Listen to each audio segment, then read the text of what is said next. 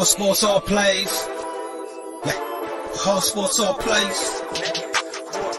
All sports, all plays. 365, we making up plays. You talking the game, get you through the days. We're high in the court, the dime in the lane. Variety topics, living the same. All presentation, sports information. Hitting the airways, taking the nation. All sport, all plays, they work in your faces. Grace at the field, so tie the laces. All sports, all plays.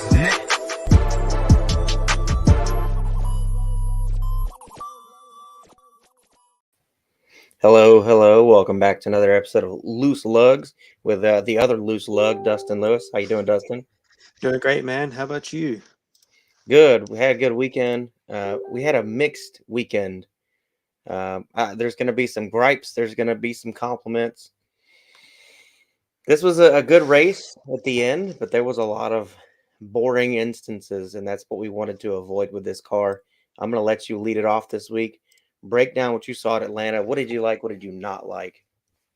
I think I share the opinion with a lot of people who watch race. They said it was a very crazy, entertaining race. And I mean, there was a lot of points where you could have said, yeah, this was a very entertaining race. But it's the same thing I had when we had the 550 package. Props to NASCAR for making this race look like a super speedway race, like a Daytona race on a mile and a half. Because, I mean, it looked near identical.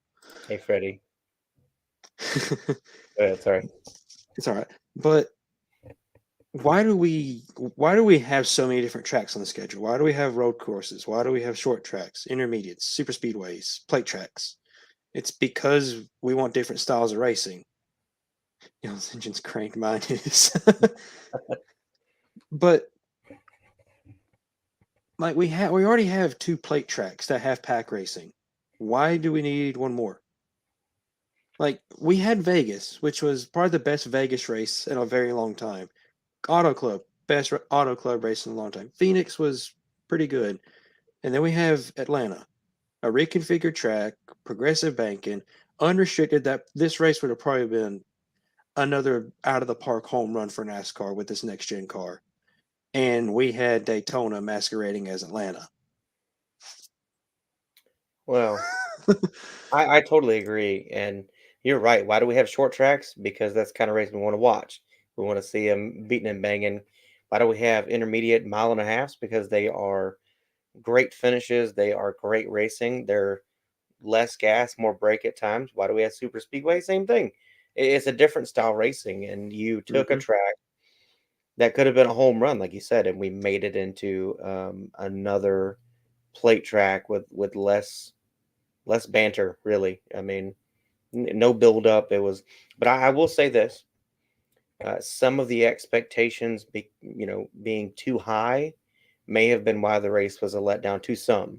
Because, like I said, I'm right on the fence. I am. That was a great race, and that was a bad race. There were boring parts, but it's hard to argue 46 lead changes, 20 different drivers.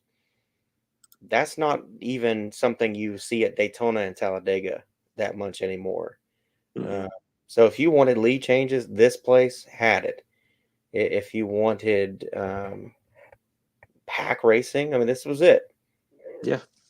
But if you were here for a typical Atlanta race where one guy could pull away from the field, this was not your track. And I go back to Charlotte is my go-to with mile and a halves because I think back to the Rocket, Ryan Newman. I think back to Jimmy Johnson, guys that tackled that place and could absolutely leave the field no matter how fast you were. I mean, Ryan Newman had almost lapped a field at one time. And I think that's the year he blew a tire and didn't win the race.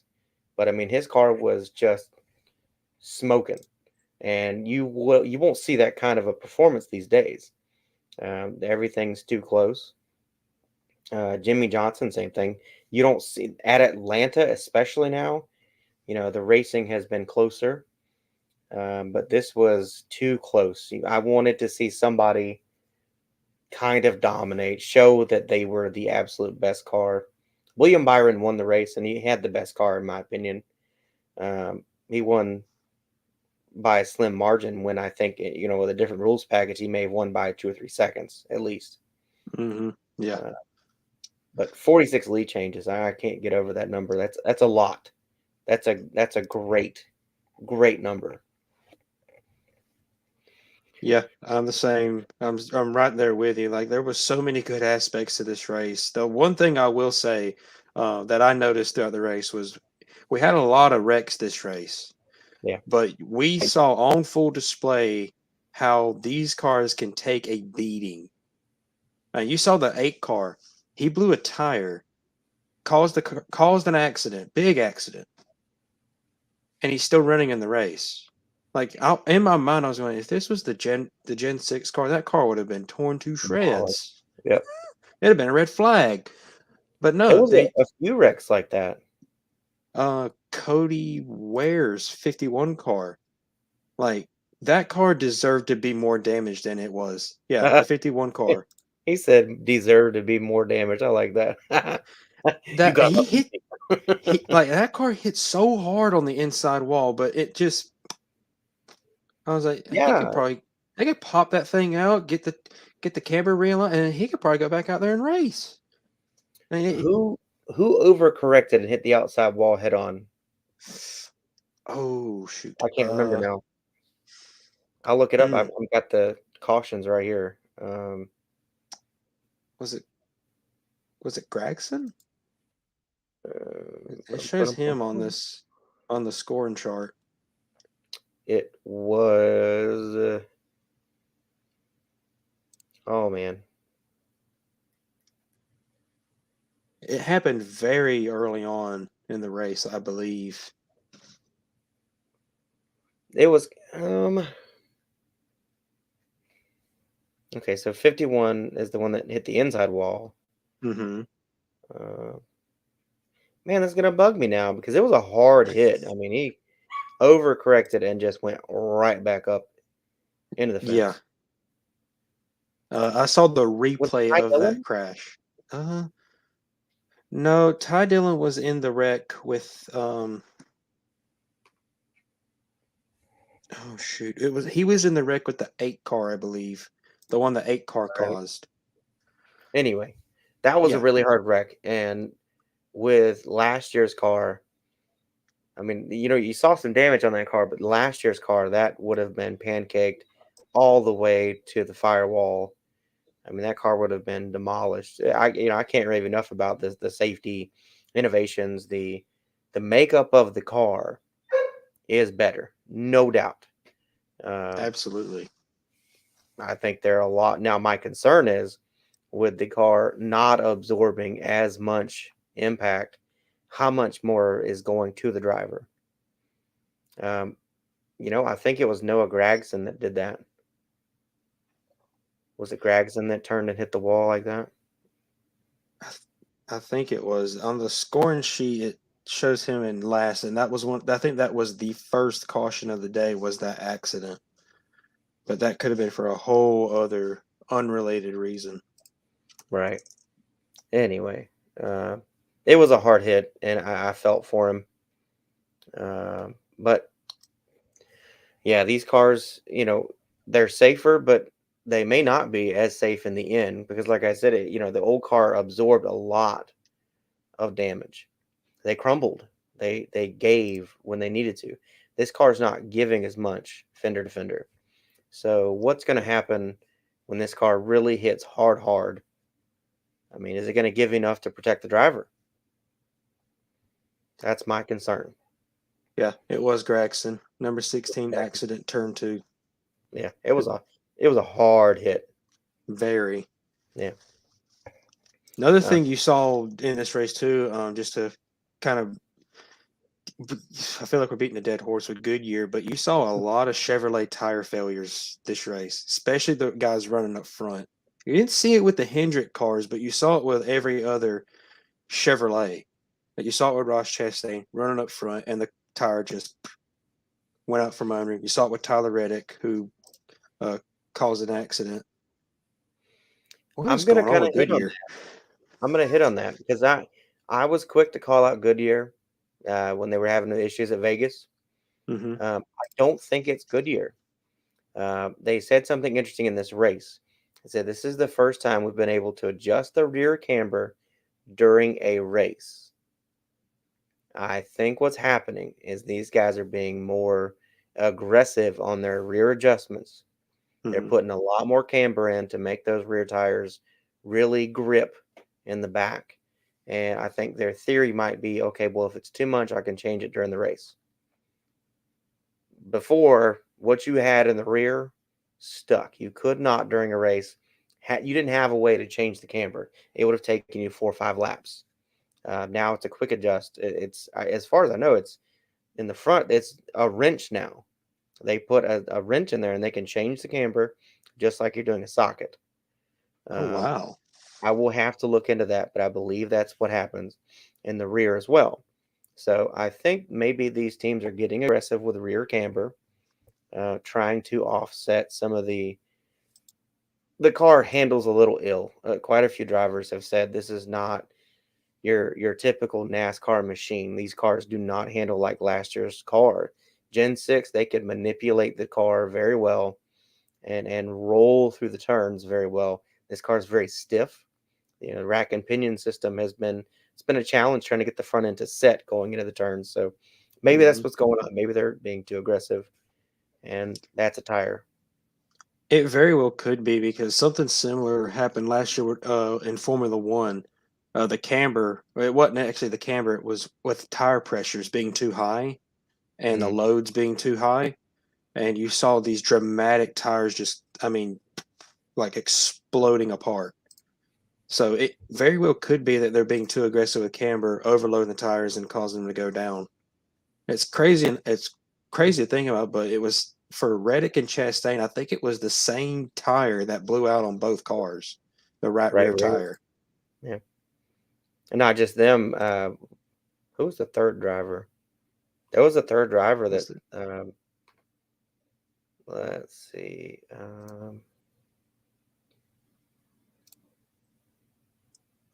Because it was somebody. Austin Dillon got spun.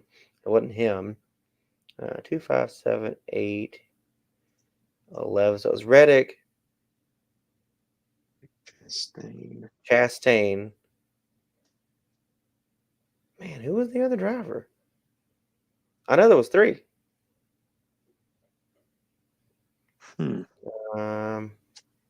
See, now I feel like I'm having memory loss. Maybe I'm getting old.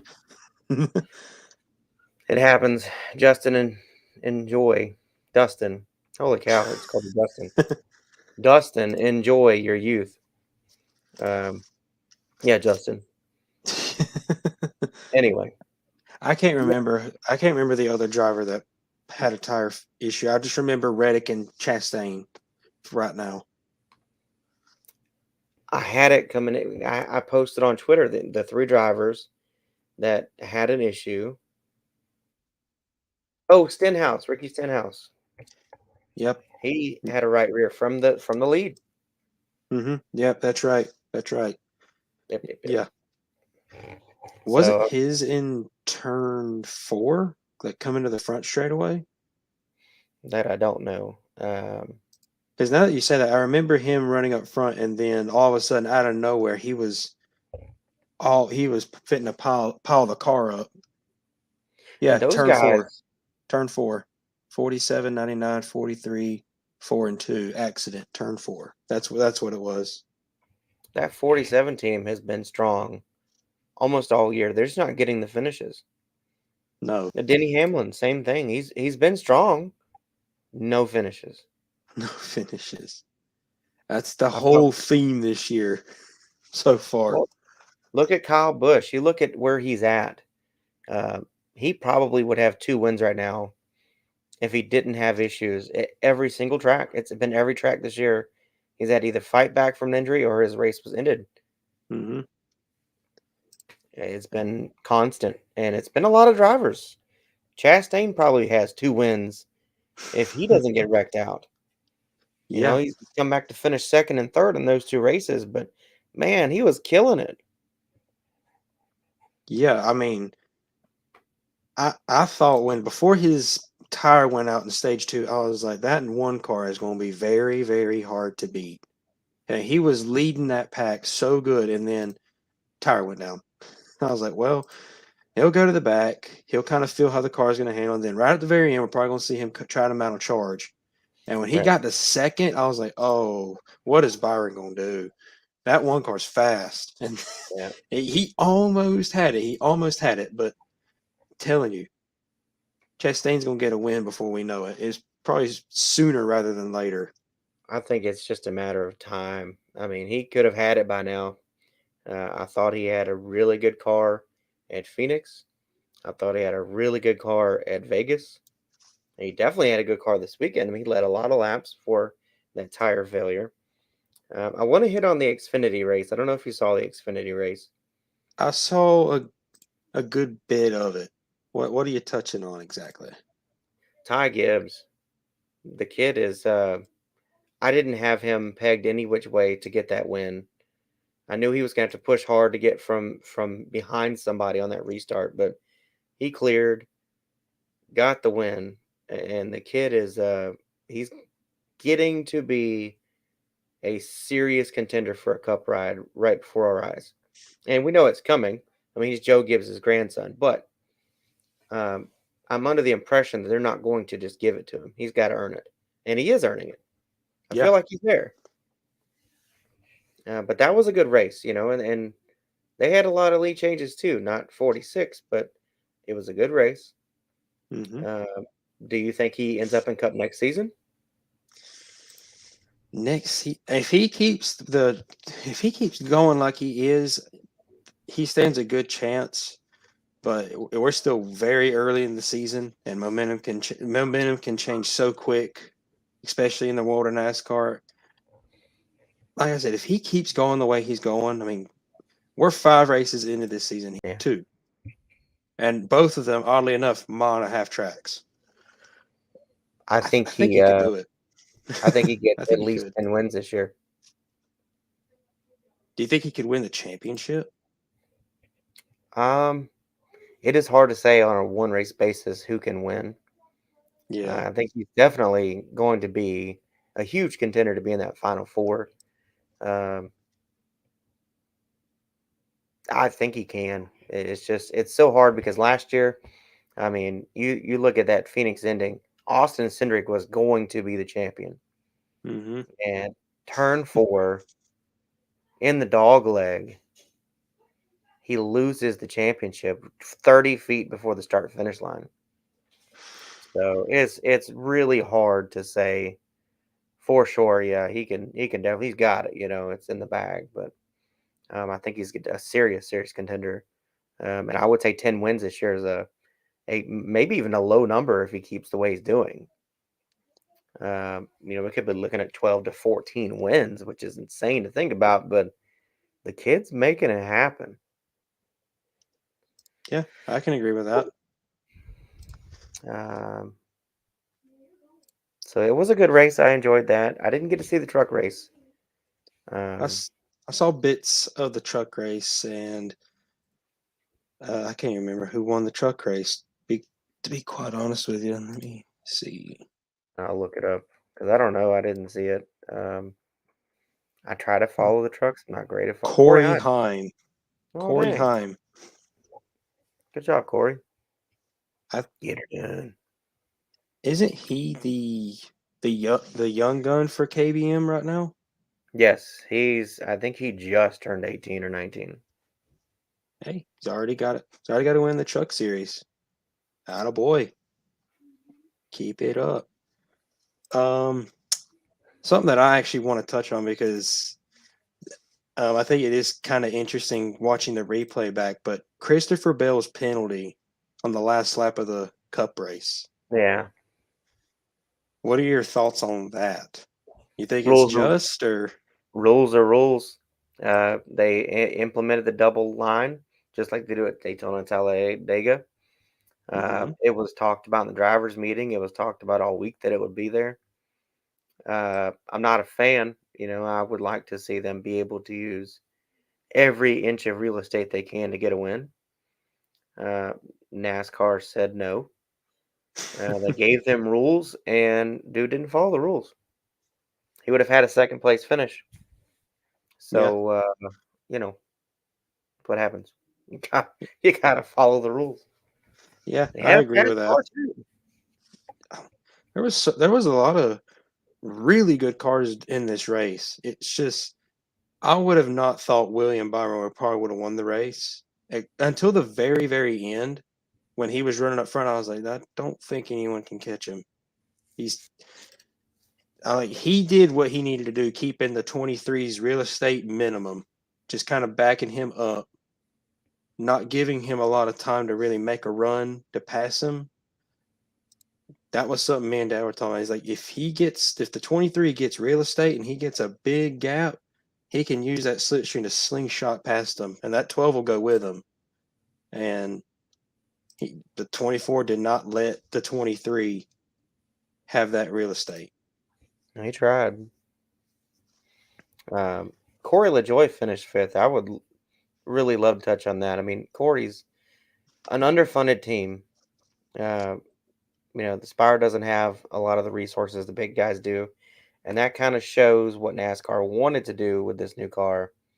Bring the little guys to a competition level where if they race their butt off, they can get wins. They can get top fives. Daniel Suarez. I mean, 2 drivers in the top 5, the 1 and the 99 for Trackhouse. That's a great showing. But Corey LaJoie finishing 5th to me is it's something that people should be talking about. I would have to look, but I believe that's his first career top 5. Also, another thing to touch on, he was actually in one of the front stretch accidents. Yep, in the he race. was. He went through the grass and he finishes 5th. Yeah. Again, this car is really good about if you get that car loose, you can spin that car out, you hit something, you can get back out there and you can finish races with a damaged car. I mean, What's up, Lennon?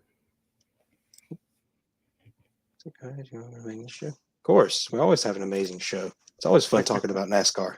It's what it's my Monday is all about this. I have other things I do, but this is what I do. This is heaven for me. But as long as you can keep the suspension straight, you're not messing up the toe.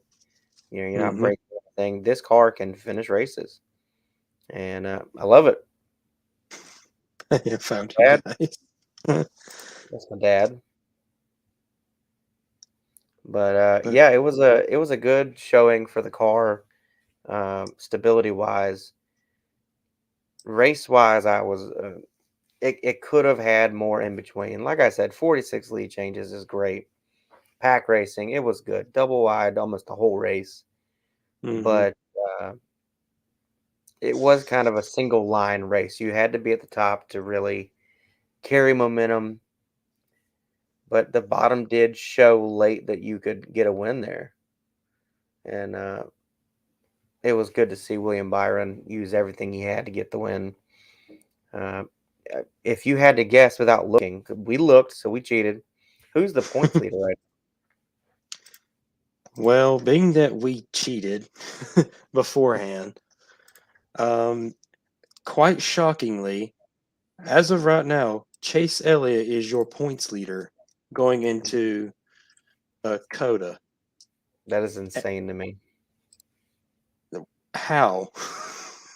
How is he the points leader? He's been wrecked out of 2 races where he should have won. Let me give you the rundown here.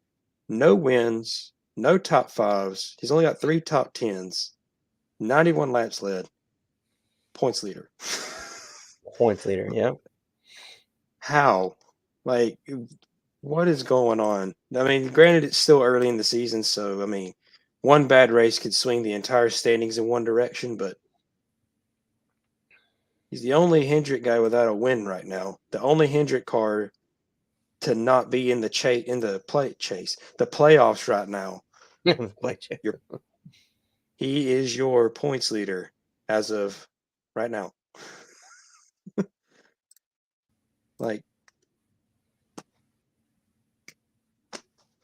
Mind-blowing. Yeah. Let's see. There's some news that came out pretty recently. There's some stuff today that came out we could talk about. So Bennett family of companies enhances their relationship with Richard Childress Racing. They're going to have a second ride at Coda, which is going to be good for them. Yeah. And Awesome. NASCAR and Hendrick Motorsports announced the pursuit of Garage 56 entry at Le Mans. That could be cool. That's a collaboration. They're going to use a modified next-gen car in the 2023 24 Hours of Le Mans. They haven't named a race. If I'm guessing it's Daytona, it's the right time. They'll be in town anyway, but we'll see. And also, Tim Cendrick and Jerry Breon inducted into Team Penske's Hall of Fame. Those guys have been around.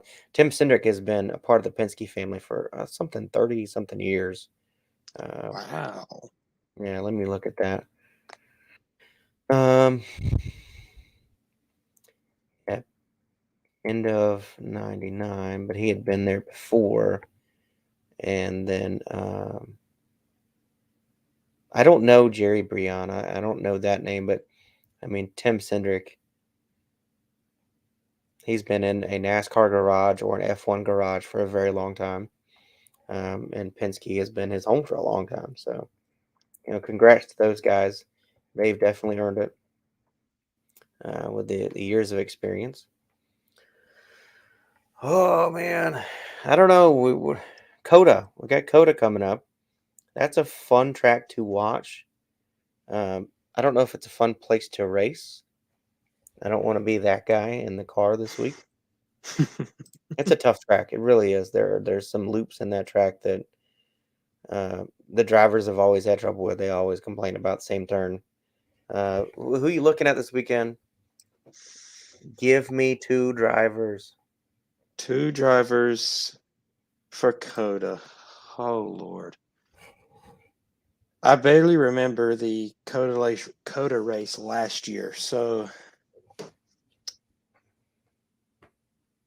I would go with a safe pick, go Kyle Larson, but that didn't work out for 2 weeks, so I'm not going to pick him. I'm actually going to go.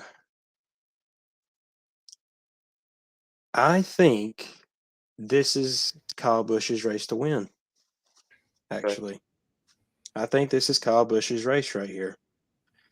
He's shown speed all season, just hasn't had the luck. I think Coda could be the place to get it. Now the second pick. Second pick would probably be Ryan Blaney. As much as I want to pick somebody else, but he has really shown speed all season, and I think because he was right there in the mix at Atlanta, had a really good showing at Atlanta. Every race, he's been there every race. I don't get it. Every race. But I think Coda, it's either Kyle Busch for me or it's Ryan Blaney that's going to take on the checkered flag. I dig it. I'm locking that answer in. I'm not going to change it either. I'm pretty confident in those. What about you? Who is your picks for Coda? I'm going to go defending champ Chase Elliott. Okay. But I'm also going to throw Martin Truex Jr. because he's a good road racer. And I think the issues he's had the last couple years, one, Chase Elliott was just better. But 2, the car had become Toyota seemed to have great top end speed. I think they were struggling with some of their handling at the road courses. Maybe it's addressed here. Maybe this car will do better. We haven't seen Toyota dominate at all this year, so we need to find a spot for them. I think that's here. I'm gonna go Martin Truex Jr. over Chase Elliott. Hey, all right. Got a lot of comments coming in now. Now my wife and my dad are gonna have a conversation back and forth. Yeah. I actually like your pick of Martin Truex Jr. here. He was like out of Kyle Busch and Ryan Blaney, he was competing for Kyle Busch's spot for sure. But I don't know. I'm liking the momentum, the speed Busch has so far. Truex just hasn't done much for me. He did good at Daytona, and then I don't know. It just feels like he hasn't done much to really say, "Hey, I'm still here. I'm still racing." What I will say about Truex, I think he's going to announce the next month or so. This is his last season. He's probably, I've talked to him a few times.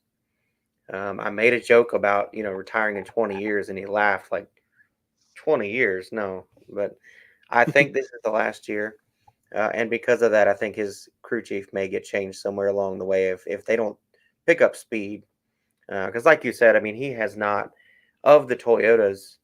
I mean, the 2311 guys have shown more speed than Truex, and that's a mind boggler to me. So I'm going to go ahead and say this is probably his last year. James Small will probably get replaced if they don't start getting top tens and top fives pretty soon. This could be where he gets a win, and if it is, you may see after this week he may come out, and now that he knows it's his last, he's in the playoffs, he might come out and say this is my last season. Maybe he's just waiting on that security blanket, because I don't think he'd want to say this is my last year, miss the playoffs, and go out. He doesn't want to go out that way. So maybe we'll see it, and then you start the circus. Who's taking his spot? Not to go too far off course, but if so, it's Ty Gibbs. He steps right in immediately. But things are getting ready to change at Gibbs. Those drivers they have been great, but they are getting older. Mm-hmm. And the sponsor deals are there. This is the last year for M&M's with Kyle Busch, and they haven't announced another major sponsor.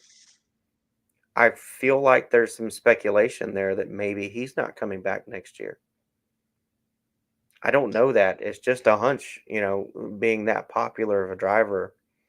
If they were going to land a corporate sponsor, I think they would have had it in place already. M&M's said before the season started they weren't coming back. This is not new news. So maybe they're just kind of holding their breath, or maybe it's his last year. Maybe he joins 2311 with his brother. He may. I don't know. Well, I mean, you got to think he's been at the top series of NASCAR since 2005 when he signed on with Hendrick. He's been here for a little while. Been here around the same time Truex has been. Right. So I mean, he's no spring chicken. He's not young anymore. But this show is on Roku, by the way. Go ahead. Sorry. It's all right. I don't think this. I mean, unless he has shown a lot of dissatisfaction. If you saw his, I think it was practice or qualifying, his post interview, and then of course his post race interview, because those are always awesome. But yeah, he showed a lot of distaste with this car. When they asked him, do you like the package? He goes, no. Is this configuration better? No. Mm-hmm. Like, he's so short with them, and I'm like, he is so annoyed with this package. Like, I understand that this is like maybe praying that this is the only time we get to see this package this year. But if they go back to Atlanta in July, which, by the way, I do have tickets for that race, I hope they do not have this package when I go. If they do, it's going to be such a letdown. But it's a NASCAR race, so I'm not going to really complain. I like NASCAR, regardless of the package. But like, you could just see that he was like, why did we do that? Why are we going back to this? Like, why? Yeah. You could see it all over his face in that post interview, and then of course in the post race. I mean, he was so happy to get out of that car. But of course, he was his Kyle Busch self and was just like these little one-word answer statements. And I'm like, he's not happy. And I mean, granted, I don't think any driver was, other than William Byron. William Byron was probably like, yeah, this was awesome. But every driver was like, we need to run unrestricted at this track. We didn't need to do this. We could have done 670 here easily. Well, I don't even know that we touched on this very much when it happened, but a few weeks ago when Bowman won, and Kyle Busch made the comments about him backing into a win, when that came out, and Alex Bowman was quick to go to Twitter and say T-shirt. Um, I knew, I knew from there, I was like, he's gonna have to apologize and get this past him because look at what it's done to Denny Hamlin. Hamlin called him a hack. Bowman sold, what did they say, 6.5 million shirts? Six and a Golly. half million shirts. Of just that A hack. quote? Hack. Of, he's a hack. Wow. Yeah. So I think Kyle Busch was Man. like, if I don't apologize, he's going to make this shirt and I will never hear the end of it. I think that's the only reason he apologized. I think he Probably. really meant what he said. He was sincere that he doesn't like both. They don't like Hendrick drivers anyway, but, Bowman has a way of finishing races, and that's great for him. But the guys that dominate the race are not big on losing to him in the last few laps. So, but Kyle Busch has never been shy about telling you what he feels or how much he No. doesn't like you. That is a Busch thing. It's his brother too. Uh, we talked about that with Dr. Jerry Punch, that situation. But man, I was a little shocked to see him apologize that quick. I thought it might take a couple weeks, but I knew it was coming. And that's probably Joe Gibbs telling him, you need to do that. You need to get that over with before this really gets bad. So, got to be careful what you say to these Hendrick guys, man. They can take it and run with it. Yeah. Bowen making all that money off of what somebody else said about him is amazing. And Like, that money goes to charity. Um, and that's awesome to me. Anytime you can make money and donate a bunch to some kind of charity, which this one went to, I think they went to Ukraine oh wow. victims. So that was cool. And Rick Hendrick has been donating money for every lap led by a Hendrick driver. I don't know if that was a one race deal or what, but I think it and was. Roger Penske donated $1 million. Um, I appreciate the owners stepping in, helping out a little bit overseas. It has nothing to do with them, but you've got to feel the humanitarian side of it. I feel for everybody in that situation, and wish everybody safety. That's all you can do. Mm-hmm. Absolutely. NASCAR. We're talking about NASCAR. All right. Yeah. Picked our Coda winners. I feel pretty strong about mine. I think you feel pretty strong about yours. Ryan Blaney, dude's been fast everywhere, and just hasn't gotten the win. Something happens every week. He came just Great. short at Daytona, Yeah. and I don't know. He's just in the conversation every single weekend, and I don't think this next weekend's going to be any different. I think he's going to be right there in the hunt. It's all a matter of just getting to the checkered flag. That's all it's going to be for him. Same with Ross Chastain and same with Daniel Suarez. It's just they got the momentum. They know they have the cars to do it. It's just getting to that checkered flag in first. Yeah. That's all it is for them right now. Yes, sir. I don't know. I think we've pretty much covered everything for the week. This was kind of a low news week. As the season goes along, I mean, the closer we get to summer, the closer you're going to get to the speculation about driver moves. You usually see those around July 4th weekends when they really kick up for next year. There's a lot of guys in a contract year this year. Um, Kyle Larson's deal is done. Chase Elliott's deal is done. But, there's a lot of big name drivers that are on the last year of their deal. And then I think you're going to see two or three guys retire after this year. And I think one's Kevin Harvick. I think this might be Kurt Busch's last season too. I think he wanted a one-off season to see what would happen after Chip Ganassi closed the doors. And he's running really well. And who's to say he doesn't take that and run with it and stay into the year? But I just feel like the three drivers that we're going to lose after this year, Martin Truex Jr., Kevin Harvick, Kurt Busch, those guys. And they're all three first ballot Hall of Famers to me. Yeah, definitely. Definitely. Yeah, I'm in the same wavelength with you when it comes to who retires after this season.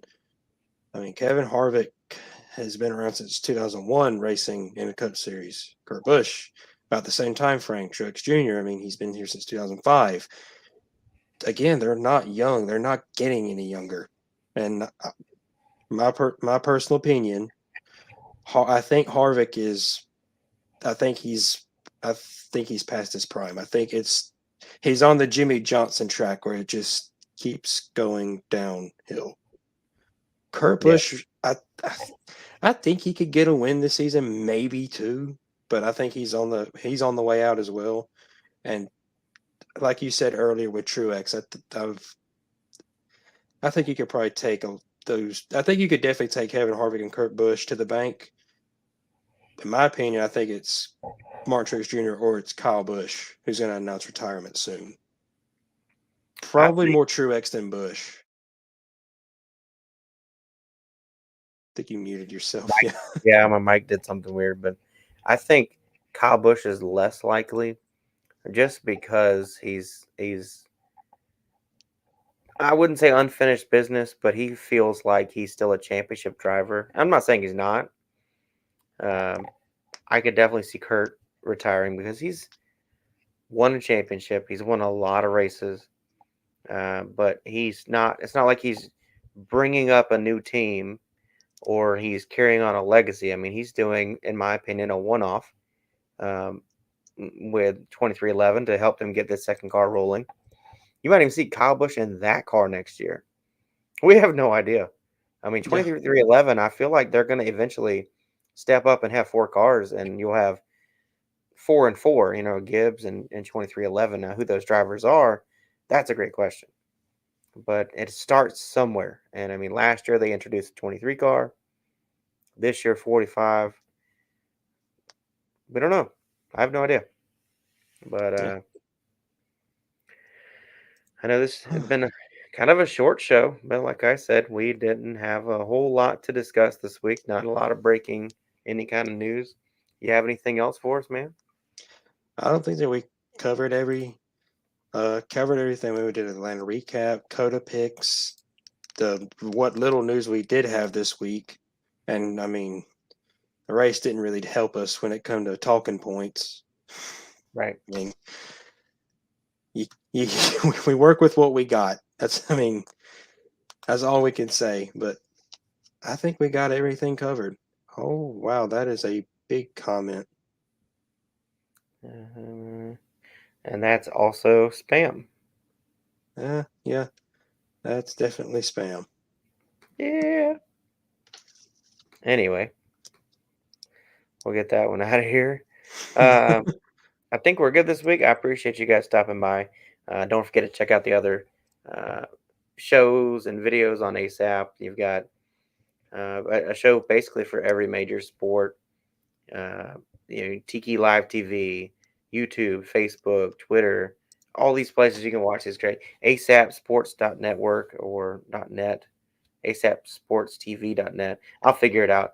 ASAP Sports on Facebook's the easiest way to catch them, but they've got a little bit of something for everybody, so we appreciate them hooking us up and letting us do our thing, and we will catch you guys next week.